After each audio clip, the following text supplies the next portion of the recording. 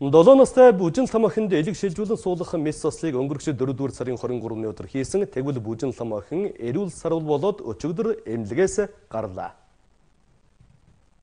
Бүжин лам охин нь элэгний хатуурл гэсэн оншоор элэг шилжүүлэн суулгах хагалгаанд орох шаардлагатай болж охины ээж донор болохоор улсын 1-р төв эмнэлэгт хэвтэн эмчилүүлж байсан билээ. 30 цаг үргэлжилсэн ээжээс нь охинд элэг шилжүүлэн суулгах хагалгаа амжилттай хийгдэж мэс заслын дараах эмчилгээ амжилттай болж өчигдөр охин эмнэлгээс гарлаа. Гэхдээ яг миний тал дээр бол одоо нэг тийм зөөр нэтрээгээ тахам бол байхгүй. Зүгээр дажгүй байгаа.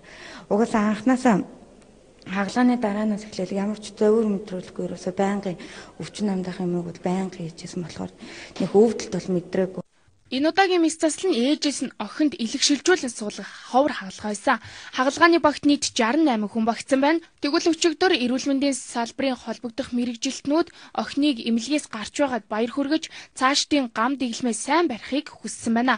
Мөн энэхүү мэс заслын дараах их хүүхдийн эрүүл мэндийн байдал хэвэн байгаа юм байна. Охины ээж хэлэхдээ хагалгаанд орохын өмнө айж байсан. Гэхдээ эмч нарынхаа ачаар эсэм мэнд эрүүл сарваллаад гэр бүлийнхэнтэйгээ хамт зогсож байгаадаа маш их баяртай байна.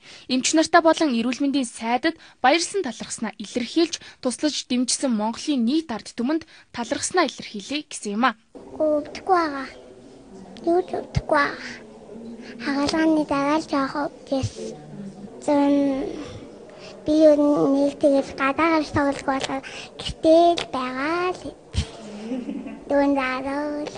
Ар гэрийн одоо сэтгэл санаа бол маш их тийм итгэж найдсан байсан болохоор одоо ард түмэн маань тусалсан.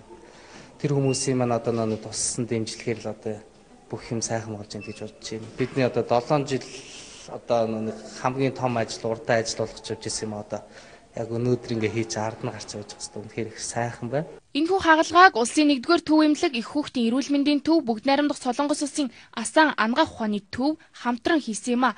Түүнчлэн энэхүү хагалгаа нь манай улсын элэг шилжүүлэн суулгах 34 дахь хагалгаа байсан бөгөөд хүүхдэд хийсэн 3 дахь хагалгаа юм байна.